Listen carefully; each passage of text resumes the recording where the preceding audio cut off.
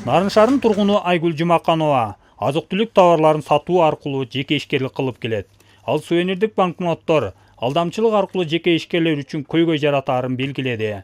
Шулуундар төлөм жүргүзүүдө акчалардын арасына кошуп берүү менен сатуучуларды жазгыраарын айтып, сувенирдик банкнотторду чыгаргандарга катуу чара көрүлсө деген оюн билдирди. Көпчүлүктө билинбей калат биздики.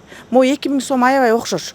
Анан ушуну жана бизнес тармагында иштегендер ушуну чыгарбай эле койсо болот да. Эми башка деле бизнес бар да. Именно ушу акча чыгарыш керекпи? Сувенир кылып эле чыгарып атышат. Муну байкабай алып ушта эле мүмкүн да. Бул боюнча Улуттук банктын Нарын облустук башкармалыгынын кызматкерлери соодагерлерге сувенирдик банкнотторду сатпоо боюнча түшүндүрүү иштерин жүргүзүп жатышат. Тилекке каршы ошо биздин соода түйүндөрдө дагы аныкталды. Шаарда болгон канцеляриялык товарлар сатыла турган дүкөндөрдө текшерүү жүргүзүлгөн. Анын ичинен ушу базар аймагында 8 соода түйүнүнөн аныкталган. Бирок биз ыкчам түшүндүрүү иштерин жүргүзүп, ошо банкнотторду, сувенирдик банкнотторду сатып аткан соодагерлер менен түшүндүрүү иштерин жүргүзгөндүгүбүзгө байланыштуу алар ошол эле замат соода саттыктан алып ташташкан. Милиция кызматкерлеринин акталай акча жүгүтүүдө сувенирдик банкноттор аныкталса, кылмыш жаза кодексинин 233 беренесине ылайык 5 жылга эркиндигинен ажыратылаарын эскертишти. Негизи бул бизде Нарын областы боюнча азырынча андай фактылар катталган эмес, болгон бир факт болгон.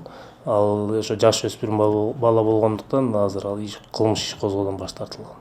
Уюштурган топтон тарабынан жазалган болсо, анда бул мүлкү конфискация болот, ошо адамдын өзүнүн мүлкү конфискация болуп, анын 8 жылдан 10 жылга чейин мөөнөтүн ажыратуу каралган да. Нарын шаарынын көпчүлүк тургундарында сувенирдик банкноттор боюнча маалымат жок. Алар бул жасалма акчаны балдардын оюнчугу катары карашат.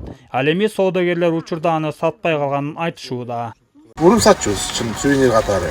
Бүкөт жасап сатчу да майда алды. 2 ай болду, запрет кылган, ошондон бери сатпай калганбыз. 3 жыл. Мал сувенир акча жөнүндө угуп элек, көрөт элек, жан пайдаланып көрө элекпиз. Эми пайдалангысы келсе, жаш балдар пайдаланбаса, ан кереги деле жок болуш керек. Деги эле баарыбыздын колубузга мындай акчалар түшүп калышы ыктымал. Ушундай жазуулар бар экен, фальшивый болгон. Андыктан булардан абайлаңыздар, баарыбызга эле зыян тийип калышы ыктымал.